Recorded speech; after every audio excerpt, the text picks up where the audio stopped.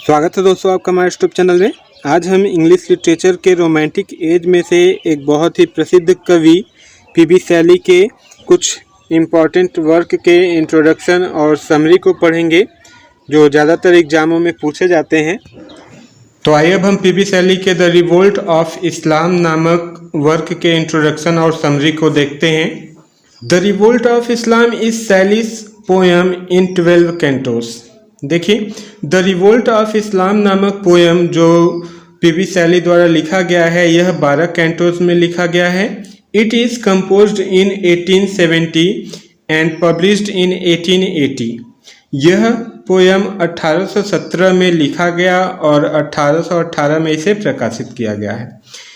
It is in Spenserian stanza, और यह poem Spenserian stanza के फॉर्म में लिखा गया है, मतलब कि इसकी स्टेंजा की जो लाइनें हैं वो 9 लाइन की स्टेंजा होंगी।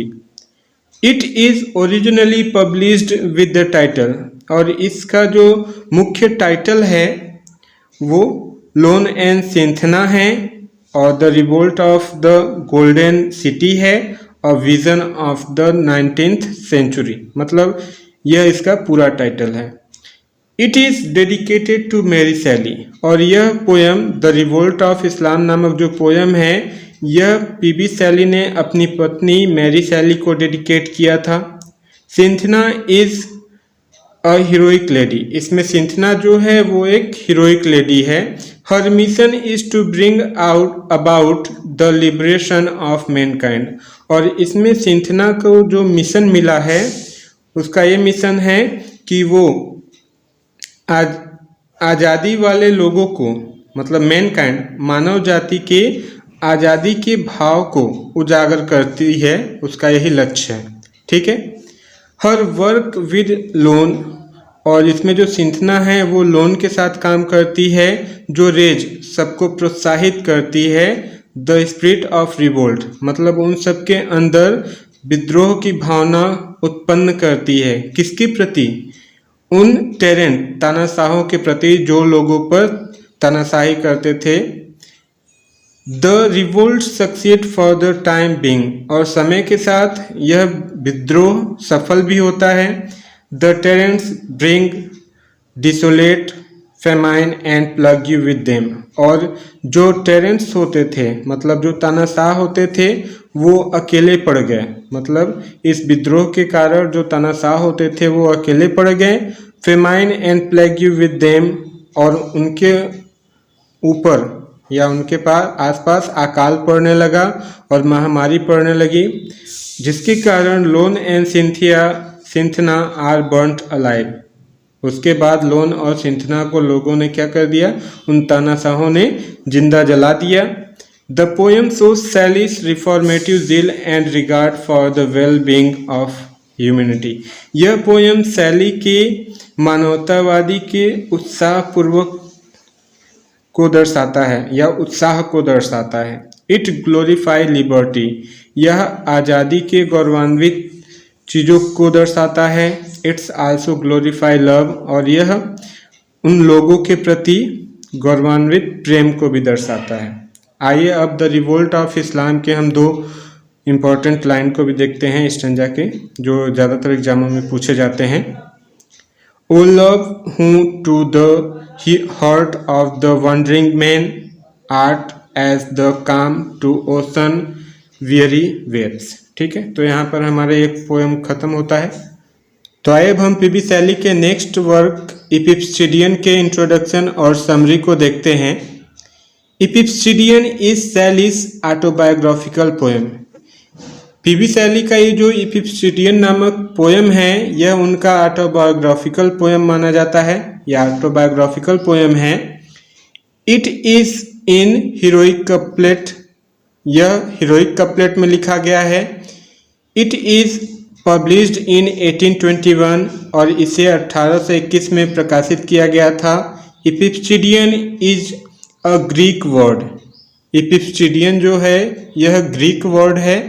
द वर्ड मीनिंग, जिसका मतलब होता है अपॉन द लिटिल सोल, और little soul within soul. ठीक है। The poem has Shelley's matured love philosophy and present his ideal of womanhood। यह पोयम पीबी शैली का मैच्योर लव फिलॉसफी है। यह पोयम पीबी शैली का एक मैच्योर लव फिलॉसफी है and present his ideal of womanhood, और यह नारीत्व के आदर्श को दर्शाता है। The beauty of the Italian girl, इसमें इटालियन लड़की की सुंदरता को दर्शाया गया है जिसका नाम है इमिलिया विविनी इंस्पायर्ड सैली। देखिए इटालियन, यह पोयम इटालियन की लड़की इमिलिया और विविनिया के सुंदरता से प्रभावित होकर पीबी शैली ने इस पोयम को लिखा है, मतलब इपिस्टिडियन पोयम को लिखा है। टू कंपोज दिस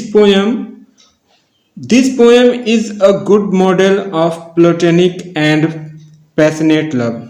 यह पोयम पीबी शैली का एक बहुत ही अच्छा प्लेटोनिक और पैशनेट लव पोयम माना जाता है। ठीक है, तो यहाँ पर हमारा इपिस्टिडियन पोयम भी कंप्लीट होता है। तो आइए अब हम पीबी शैली के नेक्स्ट वर्क एडोनस के इंट्रोडक्शन और समरी को देखते हैं। Adonais is Shelley's pastoral elegy on the death of Keats. देखिए एडोनस नामक ये जो पीबी शैली का वर्क है यह एक प्रकार का पास्टोरल एलजी है जो कि किड्स के मृत्यु के उपरांत लिखा गया था। इट इज रिटेन इन 1821, यह 1821 में लिखा गया था। इट हैज़ 55 स्पेंसरियन स्टेंजा, और यह 55 स्पेंसरियन स्टेंजा का पास्टोरल एलजी है। स्पेंसरियन स्टेंजा मतलब होता है 9 लाइन का एक स्टेंजा। ठीक है, इट हैज़ 495 स्टेंजा, और इसमें 495 लाइन है, मतलब एडोनस में 495 लाइन है। It is based on Greek pastoral elegy of Bion's lament for Adonis and Moskin's lament for Bion's। देखिए it is based on Greek, यह पोएम मतलब पीबी शैली का जो एडोनस नामक पोएम है यह किस पर आधारित है? ग्रीक के पास्टोरल एलजी पर आधारित है। किसके? बियॉन्स के लेमेंट्स फॉर एडोनस, बियॉन्स के लेमेंट्स फॉर एडोनस पर आधारित है, और मॉस्कन्स की लेमेंट्स फॉर बियॉन्स पर ये पोयम आधारित है। It is threnody. देखिए यह एक प्रकार का शोक गीत है। थ्रेनोडी मतलब होता है शोक गीत। The poet present a number of मॉर्नर्स।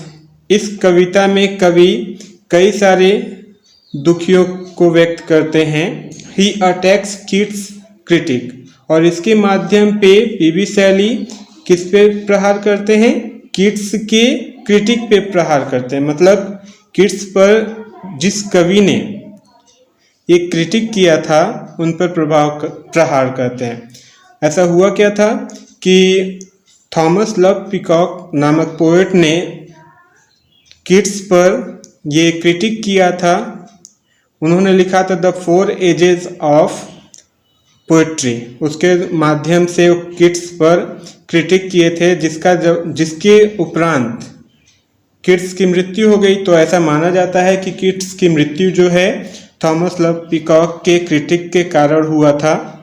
ठीक है, तो उसी पर पीबी शैली ने एक एडोनस नामक एक वर्क लिखा। ठीक है, उसी का जवाब देने के लिए। Then he present the platonic philosophy, उसके बाद उन्होंने ब्रह्मवाद दर्शन का दिया, ब्रह्मवाद दर्शन को व्यक्त किया। He believes in the immorality of the soul. देखिए वह आत्मा के अमरत्व पर विश्वास करते हैं। The one remains the many changes and passes. उनका यह मानना है कि इस दुनिया में केवल एक ही चीज़ बचता है, मतलब आत्मा, बाकी हर चीज़ आता है जाता है। मतलब जो चीज़ पैदा हुआ है, जो भी चीज़ पैदा हुआ है वो उसको मरना है। मतलब कहने का इस संसार में जिस चीज़ की उत्पत्ति हुई है उसको मरना है, केवल आत्मा ही एक ऐसी चीज है जो कभी नहीं मरती, अमर होती है। The poet also sees his own death, इसमें कवि अपना मृत्यु खुद देखते हैं। He the platonic and pathetic touch added to the charms of the poem. देखिए इस पोएम की जो सुंदरता आती है वो कैसे आती है, प्लेटोनिक एंड पैंथेटिक टच से, मतलब प्लेटोनिक और पैंथेटिक के प्रयोग से इस पोएम में, इस कविता में सुंदरता आती है। बायरन्स इज सोन एज, इसमें बायरन दर्शाते हैं द पिलग्रिम ऑफ इटर्निटी, मतलब द पिलग्रिम ऑफ इटर्निटी के रूप में बायरन है। मिल्टन किसके रूप में है, the third among the son of light, Thomas Moore's is the sweetest child. ठीक है, तो यहाँ पर हमारा एडेनोस नामक वर्क भी समाप्त होता है। उसके बाद हम पीवी शैली के नेक्स्ट वर्क को, इंट्रोडक्शन और समरी को देखते हैं, जिसका नाम है one word is too often profaned. देखिए one word is too often profaned is Shelley's love poem. Shelley का ये जो वर्क है one word is too often profaned, यह उनका एक लव पोएम है। It consist of 2 stanza of 8 lines, और यह उनका 2 स्टेंजा का पोएम है और हर स्टेंजा 8-8 लाइन की है। It is addressed to Jane Williams, यह जैन विलियम्स को एड्रेस किया गया था। The 2 other poems which are address to Jane Williams are, और 2 पोएम और जैन विलियम को एड्रेस किया गया है। विद अ गिटार, पहला है with a guitar to Jane, दूसरा है to Jane the recollection. It is written in 1821, यह पोएम 1821 में लिखा गया था, a year before his unfortunate death, उनकी मृत्यु से 1 साल पहले। The poet will not use the word love for his beloved, इसमें कवि जो है अपनी प्रेमिका से लव नामक वर्ड का प्रयोग नहीं करते हैं, अपनी प्रेमिका से लव नामक वर्ड का प्रयोग नहीं करते हैं। He will not take the liberty of using worship, देखिए he will not take the liberty, वह इस शब्द को लेने के लिए स्वतंत्र नहीं है, वर्शिप नामक शब्द का प्रयोग करने के लिए वो स्वतंत्र नहीं है। These 2 words are misinterpreted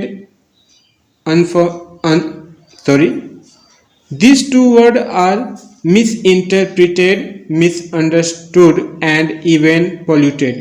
ये 2 वर्ड जो है लव और वर्शिप नामक ये जो शब्द हैं यह मिस इंटरप्रिटेड हैं, मतलब ये जो दोनों शब्द हैं इसे गलत माना जाता है और इसे सही नहीं समझा जाता और ये प्रदूषित है। The poet is sure that Jain Williams will understand the spirit of his love, इसमें जो कवि हैं वो निश्चित हैं कि जैन विलियम्स उनकी स्पिरिचुअल आध्यात्मिक प्रेम को समझेंगी। And so will not reject his love, और वह उनके प्रेम को रिजेक्ट नहीं करेंगी। He wants his beloved to take pity on him, वो चाहते हैं कि उनकी प्रेमिका उन पर दया करे। He offers the deep devotion on the heart, वह अपना हृदय पूरा समर्पित कर देते हैं। यहाँ पे हमारा पोएम खत्म होता है। तो आइए दोस्तों अब हम पीवी शैली के नेक्स्ट वर्क ओजिमेंडियस के इंट्रोडक्शन और समरी को देखते हैं। ओजिमेंडियस इज शैलीज सनेट, ओजिमेंडियस नामक वर्क जो पीवी शैली ने लिखा है यह उनका एक सनेट है। सनेट मतलब होता है 14 लाइन की कविता। It is written in 1817 and published by Hunt in Examiner in 1880। देखिए यह सोनेट 1817 में लिखा गया और इसे 1818 में हंट के द एग्जामिनर में प्रकाशित किया गया। Ozymandias is a Greek emperor, Ozymandias जो है वो ग्रीक का एक सम्राट है। Ozymandias is the Greek name, Ozymandias यह एक ग्रीक का नाम है for the Egyptian Pharaoh Rameses second, जो कि एक प्राचीन मिस्र का राजा है जिसका नाम है रेमेसियस सेकेंड। ठीक है। The sonnet is concerned with the vanity of human greatness. यह जो सनेट है वह मानवता के महानता के घमंड को दर्शाता है। द पावरफुलनेस ऑफ डेथ, और मृत्यु के शक्ति के को दर्शाता है। कहने का मतलब मृत्यु के शक्तिशाली को दर्शाता है या शक्ति को दर्शाता है। And the transitory nature of human life, और मनुष्य के क्षणिक स्वभाव को दर्शाता है। ट्रांजिटरी मतलब होता है क्षणिक। Ozymandias has been a powerful king. Ozymandias जो है इसमें एक पावरफुल शक्तिशाली राजा है। बट लेकिन टुडे आज ही हैज़ पास्ड इनटू ओब्लिविजन, लेकिन वह आज गुमनाम हो गया है। His statue lies in ruin, उसकी जो मूर्ति भी बनी थी वो भी अब बर्बाद पड़ी है। The statue may be colossal but is a speck in the vast desert. देखिए, द स्टैच्यू और उसकी जो मूर्ति है, ओजिमेंडियस की जो मूर्ति है, मे बी कोलोसल, वह बहुत बड़ी है, बट लेकिन is a spark in the vast desert, लेकिन वह इस विशाल का डिजर्ट रेगिस्तान में एक स्पार्क हुई है, मतलब सूक्ष्म बिंदु की तरह नजर आती है। मैन इज अ पनी क्रिएचर बिफोर नेचर थ्रू। देखिए, इस प्रकृति के सामने मनुष्य एक बहुत ही कमजोर प्राणी है, मतलब प्रकृति बहुत बड़ी है, इस प्रकृति के सामने मनुष्य एक बहुत ही कमजोर प्राणी है। Through he has high opinion of himself, वह केवल अपना खुद का बढ़ चढ़कर विचार व्यक्त कर सकता है। ओजिमेंडियस इज डेड, ओजिमेंडियस जो है वो मर चुका है। The sculpture who made his statue is also dead, और ओजिमेंडियस की जिसने मूर्ति बनाई थी, स्कल्पचर मतलब होता है मूर्तिकार, ओजिमेंडियस की जो मूर्ति बनाया था वह भी अब मर चुका है। The poem is very compact, यह पोएम बहुत ही छोटा है। The poet succeed in packing the whole matter within narrow compass of 14 line. फिर भी देखिए, पोएम बहुत छोटा है, लेकिन फिर भी कवि ने 14 लाइन में ही इन पूरी कविता की संग्रह को संगठित करने में कामयाब हुए हैं, बहुत ही अच्छी तरीके से संग्रहित करने में कामयाब हुए। आइए हम इसके कुछ इंपॉर्टेंट लाइन को देख लेते हैं। I meet a traveller from an antique land who said two vast and trunkless legs of stone stand in the desert. ठीक है, तो ओके बाय, यहाँ पे हमारा ओजिमेंडियस नामक पोएम जो है खत्म होता है। तो आइए दोस्तों, अब हम पीबी शैली के next work hymn to intellectual beauty के इंट्रोडक्शन और समरी को देखते हैं। Hymn to intellectual beauty is Shelley's poem, it is written in 1816 and देखिए, हाइमन टू इंटेलेक्चुअल ब्यूटी नामक जो वर्क है यह पीबी शैली का एक पोएम है। ठीक है, इट इज रिटन इन 1816, इसे 1816 में लिखा गया और published in Hunt's the Examiner in 1870। देखिए, यह 1816 में लिखा गया और इसे 1817 में हंट्स के द एग्जामिनर में प्रकाशित कर दिया गया। It is an 84 line ode, यह 84 लाइन का ओड है। किसका? पीबी शैली का। पीबी शैली द्वारा लिखा गया यह 84 लाइन का एक ओड है। Intellectual beauty is an invisible power. देखिए, इसमें इंटेलेक्चुअल ब्यूटी जो है वह एक इंडिविजुअल पावर है, मतलब अदृश्य शक्ति है। It is the divine spirit, यह एक दिव्य शक्ति है या आत्मा है। इट परवेड्स द होल यूनिवर्स, यह पूरे ब्रह्मांड में व्याप्त है।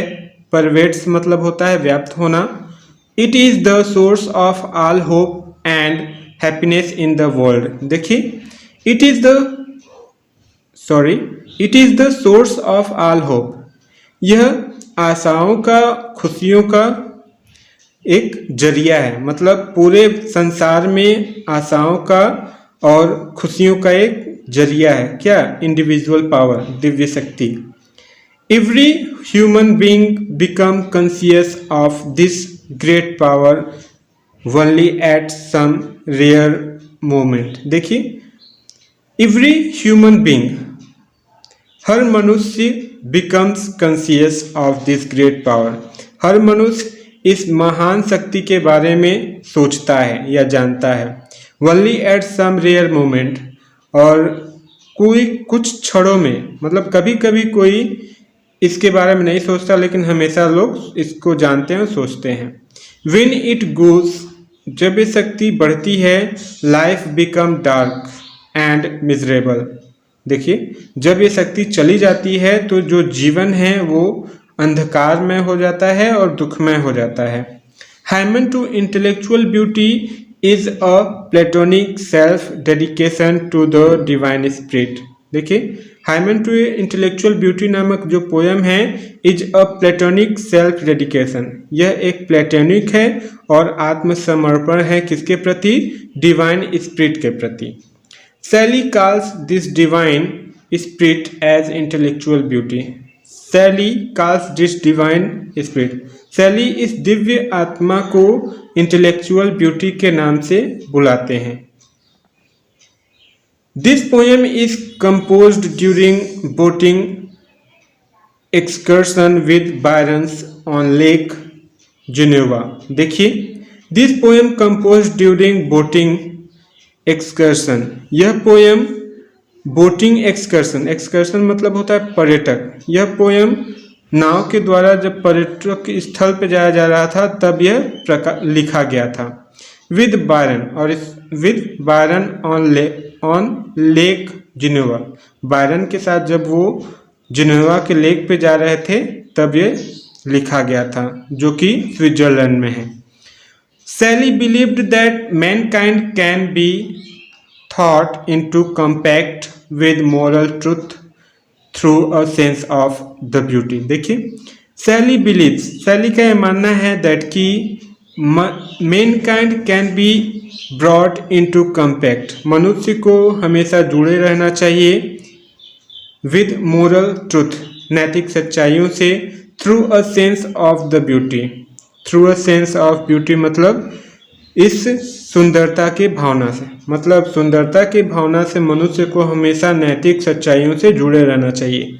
This sense of the beautiful is perceived by the mankind as well as the body. देखिए, this sense of the beautiful, और सुंदरता की भावना इज परसीव्ड दिखने लगती है by the mind as well as the body.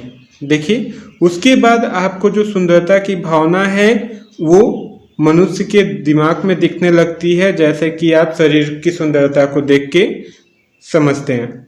ठीक है, कहने का मतलब जब आप नैतिक सच्चाइयों को सुंदर भावना से देखने लगेंगे तो आप मनुष्य के मस्तिष्क की सुंदरता को भी समझने लगेंगे, जैसे कि आप उसके शरीर की सुंदरता को समझने लगते हैं। Theory of ideas is the central point. Theory of idea is the central point in the platonic philosophy. देखिए, विचारों का जो सिद्धांत है is the central point in platonic philosophy. Platonic philosophy में विचारों का सिद्धांत जो है वो केंद्रीय बिंदु है। ठीक है, प्लेटो सपोर्ट्स द प्रिंसिपल। देखिए, प्लेटो सिद्धांत का समर्थन करते हैं। किस सिद्धांत का? दैट एवरी ऑब्जेक्ट, इस सिद्धांत का समर्थन करते हैं कि एवरी ऑब्जेक्ट, हर वस्तु, इज एन इम्परफेक्ट इमिटेशन। हर वस्तु क्या है? एक अपूर्ण नकल है ऑफ अ परफेक्ट ओरिजिनल। मतलब परफेक्ट ओरिजिनल का मतलब होता है, देखिए, हर वस्तु सही मूल का एक अपूर्ण नकल है। कॉल्ड द आइडिया, जिस लोग आइडिया के नाम से जानते हैं या द आइडिया बुलाते हैं। The influence of Plato can be seen on Shelley, और प्लेटो का प्रभाव मतलब प्लेटो के विचार जो थे उनका प्रभाव सैली पे देखा जा सकता है। When he speak of transcendental beauty, जब वह एक श्रेष्ठ ब्यूटी पर, सुंदरता पे बात करते हैं, तब जब वो श्रेष्ठ सुंदरता पर बात करते हैं तब उन पर प्लेटो का प्रभाव देखा जा सकता है। आइए हम कुछ लाइन को देख लेते हैं। Spirit of beauty that dust consecrate with thine own hues all thou dost shine upon of human thought or form। देखिए, the vision of intellectual beauty inspire the poet to love all humankind। देखिए, the vision दृश्य of intellectual beauty बौद्धिक सुंदरता, देखिए बौद्धिक सुंदरता का जो दृश्य है इंस्पायर्स द पोएट, वह कवि को प्रेरित करता है कि to love all humankind, मनुष्य जो है सभी मनुष्य जाति से प्रेम करें। मतलब यहाँ पे कवि का जो बौद्धिक सुंदरता का दृश्य है वह प्रेरित करता है कि मनुष्य को हर मनुष्य जाति का सम्मान करना चाहिए या मनुष्य जाति से प्रेम करना चाहिए। Shelley does not rise to the love of supreme beauty, यहाँ पे Shelley does not rise, Shelley यह नहीं कहना चाहते हैं कि मनुष्य को केवल सुप्रीम ब्यूटी से प्रेम करना चाहिए। He seems to return to the lower older order of the love of mortal human being, मनुष्य को he seems to return to the lower order, देखिए वह यह प्रतीत करते हैं, महसूस करते हैं कि मनुष्य को लोअर ऑर्डर निचली दर्जे के लोगों से प्रेम करना चाहिए, मॉर्टल ह्यूमन बीइंग जो मॉर्टल नश्वर हैं। ठीक है, तो यहाँ पर हमारा पीबी सैली द्वारा लिखा गया हेमन टू इंटेलेक्चुअल ब्यूटी नामक वर्क जो है खत्म होता है।